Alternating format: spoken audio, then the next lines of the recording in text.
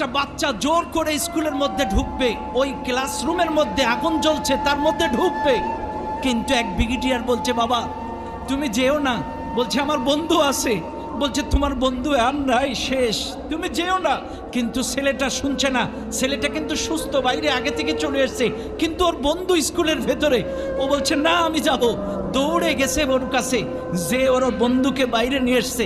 ওর বন্ধু বাইরে আসার পর যখন মারা গেছে, তখন ব্রিগেডিয়ার বলতেছে বাবা আমি বললাম না তোমার বন্ধু আর নেই? যখন বলছে স্যার আমি গেছিলাম যখন স্কুলের ভেতরে, আমার বন্ধু বেঁচে ছিল, আমার বন্ধু আমাকে দেখে মুস্কি হাসি দিয়ে বলছে বন্ধু আমার বিশ্বাস ছিল তুই আসবি, আমার বিশ্বাস ছিল তুই আসবি।